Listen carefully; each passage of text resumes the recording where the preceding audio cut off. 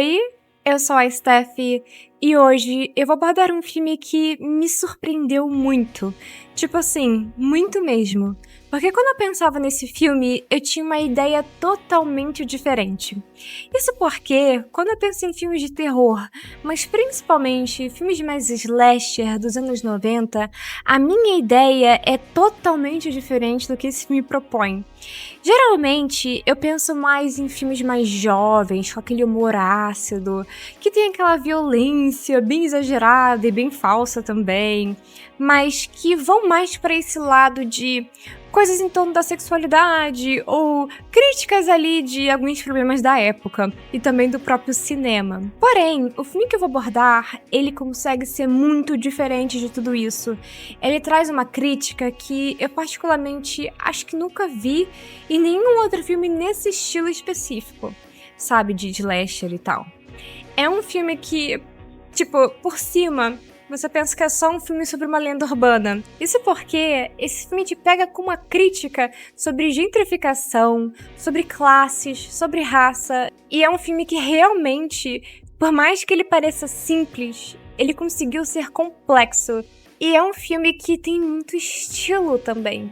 Então, eu preciso falar logo sobre ele. E o filme que eu vou abordar hoje, aqui na sessão de domingo, é Candyman, de 1992.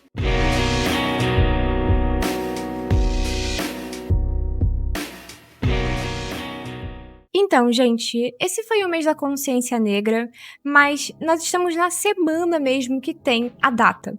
Então eu queria muito gravar sobre algum filme que trouxesse um pouco de protagonismo nesse sentido.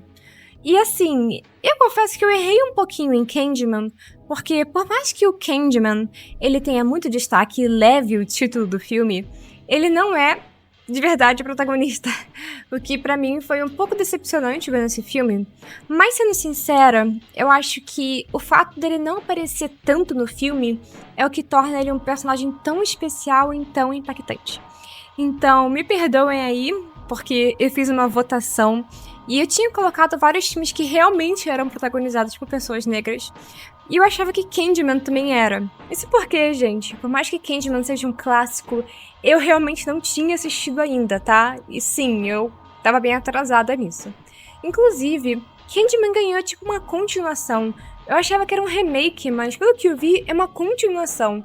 Eu acho que saiu em 2021, 2022. Não me lembro exatamente agora. Eu não assisti, porém, agora eu estou bastante curiosa pra assistir. Então eu tô atrasada, mas eu vou colocar tudo em dia ainda, tá? Então, gente, por mais que Candyman tenha uma protagonista branca, o que pode parecer um pouco irônico, eu acho que isso ajuda a conduzir melhor a história. E eu vou explicar pra vocês o porquê. Por mais que o filme tenha uma protagonista branca, eu acho que ela ali é mais uma condutora pra contar a história do que de fato ela ser importante. Deixa eu explicar melhor pra vocês. Primeiro, eu acho que é melhor começar falando sobre alguns pontos técnicos do filme, e aí depois eu conto sobre a história, né? Vamos organizar as coisas. Então, Candyman foi dirigido por Bernard Rose. Eu particularmente não assisti nenhuma outra obra desse cara, e eu acho que Candyman foi o seu grande sucesso. E esse filme, ele tem alguns tons que, surpreendentemente, são bastante góticos. Me fez perguntar se Candyman, ele teve alguma inspiração antes do filme, sabe? Tipo um livro, alguma coisa. Quando eu assisti Candyman, eu fiquei pensando em como essa história poderia ser contada num estilo mais gótico e talvez até de época, porque tem muito potencial para isso. Eu diria que o gótico, na verdade, ele não tem uma época específica. Por mais que a gente associe o gótico sempre àquela época mais vitoriana e tal, existe o gótico contemporâneo também. E o Candyman, esse tom de folclore, de lenda urbana, ele também consegue ter essa pegada mais gótica. Como eu não assisti os outros filmes desse diretor, eu não sei dizer se isso é algo característico dele ou se isso é algo característico da obra em si. Talvez Candyman tenha sido inspirado em alguma outra coisa e eu não sei. Mas se você souber, me conta nos comentários, porque eu fiquei bastante encucada com isso, sabe? Mas, deixando o diretor de lado, uma coisa que eu preciso destacar é o elenco do filme. Principalmente o ator que atua como Candyman, o Tony Todd. Esse ator, ele participou, acho que de todos os filmes, ou quase todos os filmes de premonição. Eu confesso a vocês que eu não sabia muito disso antes. Pra ser sincera, eu tenho poucas lembranças desses filmes. Eu tinha até vontade de parar pra reassistir todos, mas não fiz isso ainda. Eu acho que eu só vi eles quando eu era criança. E esse cara, ele tem uma característica que é simplesmente sensacional, que é a voz dele. Gente, a voz dele é um negócio absurdo. Sério, absurdo. Cara, tipo assim, não tem ninguém com a voz igual desse cara. Infelizmente, esse ator faleceu tem pouco tempo e foi muito triste. Ele teve um problema sério de saúde. E é uma pena, porque ele era muito talentoso e ele era muito perfeito pra interpretar esses personagens mais etéreos, sabe? Por causa da voz dele. E ele, como Candyman, é uma maravilha, sabe? Ele foi perfeito demais pra fazer esse personagem. A voz, a aparência, todo o visual do Candyman é muito maneiro. Quando eu assisti esse filme, eu até achei engraçado a forma que às vezes ele só fica lá posando, tipo... Sabe, ele não precisa fazer mais nada, porque só a presença dele é o suficiente. Então, é uma pena que esse ator tenha falecido, porque ele era realmente muito perfeito pra fazer esse tipo de personagem. Eu não tenho certeza agora, porque, como eu disse a vocês, eu não lembro muito da franquia Premonição, mas eu acho que o personagem que ele interpretou era tipo a morte, uma coisa assim. E faz sentido por causa da voz dele e toda essa coisa meio etérea que eu comentei com vocês. O outro destaque do elenco desse filme é a Virginia Madsen. Essa atriz, quando eu olhei pra cara dela, eu pensei, eu conheço você de algum lugar. E realmente ela atuou em várias coisas. O Tony Todd também atuou em muitas coisas, o rosto dele é familiar. Mas eu olhei pra cara dela e pensei, eu vi você em alguma coisa recentemente. E realmente ela aparece em Duna, se eu não me engano. E essa atriz, ela envelheceu super bem. E eu fiquei impressionada quando eu joguei o nome dela no Google. Então, é isso. Eu precisava destacar o elenco do filme, porque ele é feito de pessoas realmente incríveis. Antes de falar sobre a parte da história do filme, eu só queria compartilhar uma curiosidade com vocês, que eu acho sensacional. Então, o Candyman, ele tem uma relação com abelhas, digamos assim. Faz parte do personagem dele, mas eu não vou explicar isso a fundo, porque aí eu prefiro que você assista o filme pra poder descobrir o motivo dessa relação dele com abelhas, tá? Que é bem macabro, inclusive. Mas, na gravação desse filme, tem muitas cenas em que o Tony Todd realmente teve que ficar exposto a abelhas. E sim, eram abelhas de verdade, e sim, elas atacaram ele em alguns pontos. Pra poder aceitar participar dessas cenas, ele tinha um contrato de a cada ataque de abelhas ele ganhava uma porcentagem de dinheiro, o que é genial e arriscado ao mesmo tempo, e eu achei essa curiosidade bem interessante, sinceramente, porque eles poderiam ter só, sabe, feito algum efeito, porque naquela época já tinha isso, ou ter usado abelhas falsas mesmo, mas não, ele topou essa loucura que eu particularmente nunca aceitaria. Mas, agora que você já sabe essa curiosidade meio louca sobre o filme, vamos voltar a abordar um pouco da história dele. E por mais que esse filme já seja um clássico, essa vai ser uma análise sem spoilers, então se você nunca assistiu o filme, não se preocupe porque eu não vou revelar demais sobre ele. Então, Candyman é sobre duas estudantes que estão fazendo uma tese e estão pesquisando sobre lendas urbanas. E elas acabam criando uma fascinação pela lenda do Candyman, principalmente uma dessas estudantes, que é a protagonista do filme. Só que para poder investigar sobre isso, elas têm que ir para alguns lugares que às vezes são um pouco arriscados. E é justamente por isso que eu falei com vocês que Candyman ele é um filme muito mais sobre gentrificação do que apenas um slasher. Candyman brinca com essa ideia de você não pertencer a alguns lugares e sobre como a sua presença lá pode trazer coisas ruins.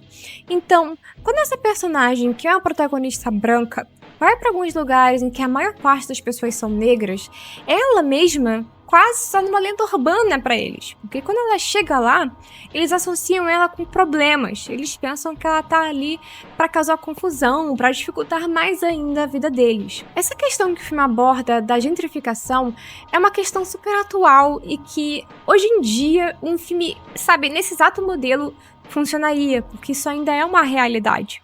Então, no filme, eles abordam essa divisão que existe na cidade, de tipo, depois do metrô, é uma área que é mais perigosa, e aqui é totalmente diferente.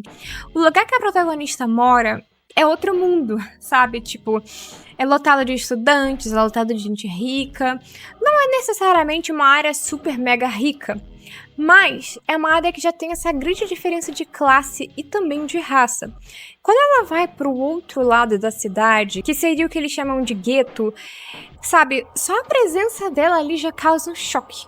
As pessoas já pensam até que ela é uma policial disfarçada. E o filme não aborda só essa questão da gentrificação, mas também um trauma geracional que existe. Agora eu vou ter que revelar só um pouquinho, tá? Eu não vou revelar tanto, mas só um pouquinho sobre o Candyman. Então, a lenda do Candyman, digamos assim, a origem da lenda dele, já tem a ver com essa questão do racismo, tá? Então, o filme, ele pega isso e mostra como mesmo gerações depois ainda existe um trauma e ainda existe essa questão dos espaços. E é muito interessante. Eu confesso a vocês que é um pouco difícil de explicar, porque o filme consegue tratar isso tão bem que só você assistindo, você já vai, sabe, captar mais do que vendo aqui falando sobre isso. Então, eu achei isso muito interessante. Essas questões que eu abordei fazem com que faça mais sentido que o filme tenha uma protagonista branca. E como eu disse, por mais que ela seja a protagonista do filme, ela é uma condutora da história e ela em si, como personagem, não é tão importante. Ela tá ali mais pra fazer a história rolar. Eu não sei explicar direito, mas é tipo isso, sabe? Quando eu comecei a ver esse filme, eu fiquei pensando que seria mais interessante se a protagonista do filme fosse a personagem negra. Só que depois que eu terminei de ver o filme, eu pensei, não, realmente fez mais sentido eles terem colocado essa personagem branca.